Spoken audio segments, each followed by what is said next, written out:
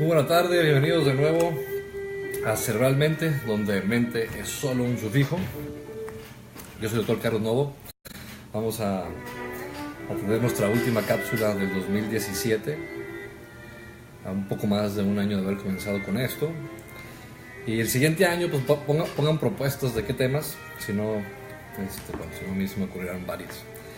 El día de hoy vamos a hablar de un tema que es muy importante, muy interesante, y que también, como muchas cosas y otros temas en neurociencia en general, trastornos que afectan nuestro comportamiento, nuestras emociones, nuestros pensamientos, incluyendo también movimientos y percepciones. No tenemos mucha información concreta, específica, objetiva y fidedigna que se repita en la mayoría de los pacientes para poder decir, mira, esto es lo que lo causa. Entonces no estaremos hablando de causas de la fibromialgia, no lo sabemos, ni yo ni nadie, desafortunadamente. Me voy a enfocar especialmente en definir rápidamente qué es lo que catalogamos como un trastorno de fibromialgia y qué posibles factores están inmiscuidos, y después finalmente qué partes del cerebro son las que principalmente están relacionadas desde el punto de vista de una malfunción o disfunción a nivel cerebral con el trastorno. Entonces, la fibromialgia es un trastorno de dolor crónico. Hay muchos síndromes y trastornos de dolor crónico que podríamos catalogar como neuríticos y no neuríticos, es decir, donde está involucrado algún nervio periférico, por lo menos que no. La fibromialgia realmente no es un trastorno de dolor crónico neurítico, aunque tiene ciertas características en algunos pacientes y casos, pero es más mixta. Este proceso como tal de dolor crónico en la fibromialgia especialmente se da a nivel de la espalda, a nivel de las articulaciones grandes que llamamos, articulaciones centrales. Todo lo que son hombros, cuello, toda la espalda, la cadera por atrás, la espalda baja y cadera, son los lugares o los puntos de mayor dolor y de mayor molestia. Es un proceso, y sabemos que es inflamatorio, aunque no es, vuelvo a decirlo, muy específico. Tenemos ciertas interleucinas, que son ciertas moléculas que generan algunas células inmunológicas para contrarrestar algún proceso patológico. Entonces, esos procesos de inflamatorios y de estrés de parte de inmunológico. Y después la parte hormonal, especialmente cortisol y catecolaminas, que también son parte del proceso para aumentar el flujo sanguíneo, que llegue más sangre a esos lugares para poder repararlos. El problema es cuando no hay una reparación, pues nada más están trabajando DOX, y no solamente están trabajando DOX, sino que solamente están trabajando en contra del mismo organismo. Entonces son procesos complicados desde el punto de vista periférico. No hemos encontrado cosas muy certeras, aunque sabemos que es un proceso inflamatorio. Me quiero más enfocar, y de dolor, ese proceso inflamatorio y dolor va de la mano prácticamente siempre, y me quiero enfocar especialmente en las regiones y circuitos cerebrales que están íntimamente involucradas, y voy a resumir como 10 años de investigación en una sola frase. Entonces, si recuerdan, este modelo es muy malo en cuestión para ver la ínsula. La ínsula, decíamos que es una parte del cerebro en donde el lóbulo frontal se une con el temporal y con el parietal adentro, hacen como una especie de doblez hacia adentro, y queda tapada por el temporal, parietal y el frontal, y adentro está la ínsula. Entonces, si la viéramos por dentro, se vería pues más o menos así, es como un triángulo que tendría que estar aquí adentro. Aquí no se ve, pero la ínsula es posiblemente el centro desde el punto de vista estructural, anatómico, dentro del cerebro, que más relación tiene con dolor y especialmente con fibromialgia. Y lo otro importante es la unión de la ínsula con el cíngulo anterior. El cíngulo anterior, decíamos, el cíngulo es una estructura que va alrededor, como cinturón, eso significa cíngulo en latín, alrededor del cuerpo calloso, que decíamos que son las fibras que conectan un hemisferio con otro. Son puros axones. El 5% de los axones de la parte izquierda pasan hacia el lado, pasan conexiones al lado derecho, especialmente para inhibir al otro lado. Mutuamente se inhiben y se comunican esa información. Entonces, el cíngulo anterior se subdivide básicamente en tres: el subgenual, el rostral y el dorsal, aunque hay otros que lo subdividen en cuatro: dorsal, medio, rostral y ventral o subgenual.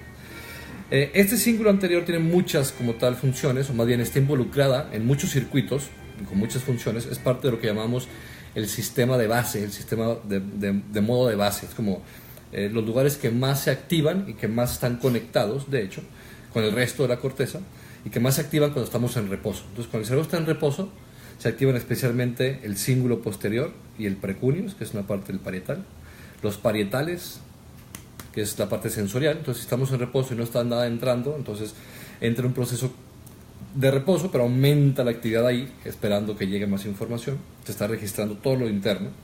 Y la parte del cíngulo anterior, que justamente hace que inhiba estímulos para que no entren por los sentidos. Entonces, es decir, cuando estamos, o cuando está, por ejemplo, también meditando la gente que quiere estar en blanco, ¿no? O sea, eso de estar en blanco significa en reposo. Es lo que en ciencia llamamos en estado de reposo, sin pensar en nada en específico. Y esos lugares se activan más. Entonces, la ínsula está íntimamente conectada con el cíngulo, con todo el cíngulo. La ínsula se divide en 3 partes, o por lo menos en 2, anterior y posterior, y son diferentes en los tipos de células que tienen y cómo están organizadas. Entonces, aquí lo que más está involucrado es ambas partes de la ínsula, tanto el anterior como el posterior, pero especialmente la posterior. La ínsula posterior es la que está más involucrada con el proceso de dolor y está conectado como tal con el cíngulo anterior. Cuando hay una hiperconectividad, usualmente en la gente que tiene dolor crónico, hay una hiperconectividad de la ínsula con el cíngulo.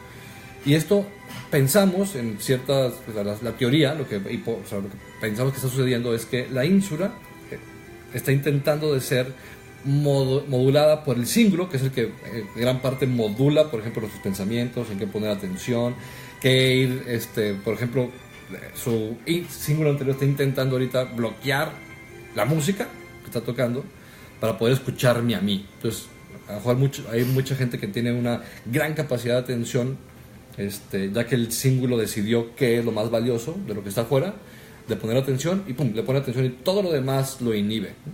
Y a lo mejor ni se dan cuenta que hay música detrás, ¿no?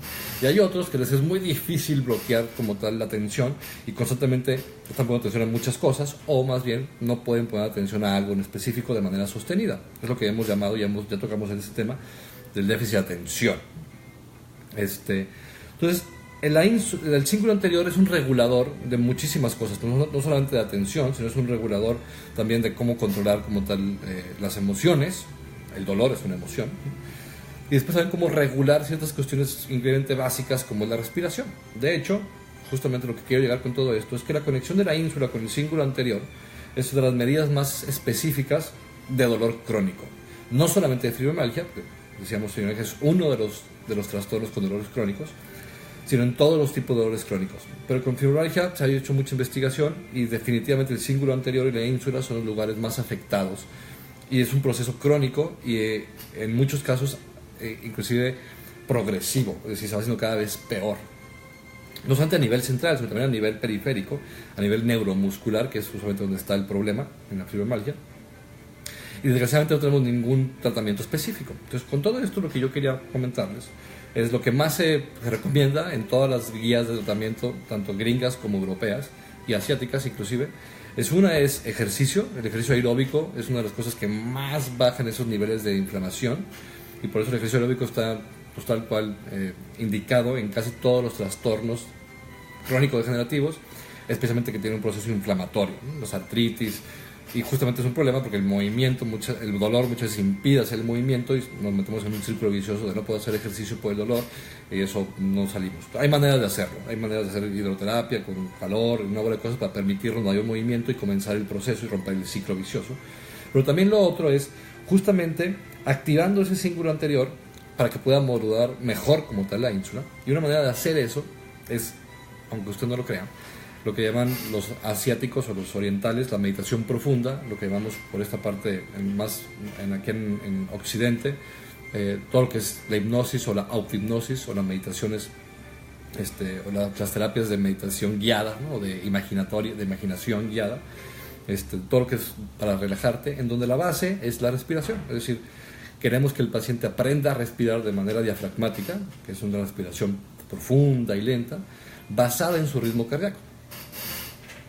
No solamente, decíamos, nos va a ayudar a controlar el dolor en el momento del dolor, sino que nos va a ayudar a prevenirlo, cuando son también trastornos de dolor que son intermitentes.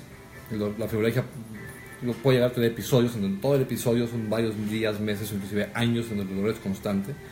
Y va acompañado de muchas manifestaciones depresivas. De hecho, es muy común tener depresión y fibromialgia al mismo tiempo. O sea, ya que se tiene fibromialgia, más o menos un 80% tienen depresión o más. Y de los que tienen depresión, más o menos un 25-30% tendrán un proceso de dolor crónico que podría ser catalogado como fibromialgia o algún otro. Entonces se alimentan, y esa alimentación está, decíamos, en la parte inmunológica y hormonal.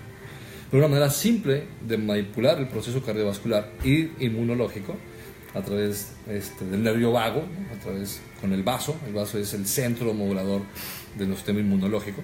Casi nadie habla del vaso y del cerebro, porque tendríamos que hacer una publicación de cómo el vaso se conecta con el cerebro, ¿no? Como el sistema inmune y todo el sistema linfático se conecta con el cerebro. En fin, eso es otro tema para después. Entonces la regla es aprender a respirar. Aprender a respirar significa tener concentración en uno mismo, lo cual activa el cíngulo anterior. Y aunque eso no lo crea, automáticamente el proceso de tener una respiración diafragmática voluntaria activa de manera inherente al proceso ciertos núcleos del mesencéfalo, decíamos, que son núcleos que están más abajo en el mesencéfalo y puente, que estos a su vez están conectados con el nervio vago, que inervan a todos nuestros intestinos, toda la parte interna, incluyendo al vaso y a la suprarrenal. Y hay un cierto un proceso o respuesta que llamamos reflejo, inclusive, que es un reflejo respiratorio, y le llamaron por ahí de finales de los 90 y principios del 2000, el reflejo inmunológico. Entonces, que podemos bajar ciertas citoquinas, interleuquinas, y bajar cortisol y catecolaminas, simple y sencillamente haciendo respiración diafragmática bien dirigida con el ritmo cardíaco. Para eso hay que medir el ritmo cardíaco y su variabilidad, para que podamos respirar de acuerdo a eso y que el corazón vaya guiando nuestra respiración y viceversa, y eso tiene un impacto como tal inmunológico muy importante. Entonces, ejercicio aeróbico y aprender a respirar diafragmáticamente a través de un método que se llama biorretroalimentación o biofeedback de variabilidad cardíaca. Es relativamente fácil, hay varios aparatitos y inclusive aplicaciones que se pueden utilizar. Así que nos vemos la siguiente semana, ¿no? Nos vemos en 2 o 3 semanas más, todavía no sé. Entonces nos veremos ya sea el primer jueves de enero o el segundo jueves de enero, pero aquí nos vemos en enero del 2018. Que tengan unas excelentes fiestas. Hasta el próximo año.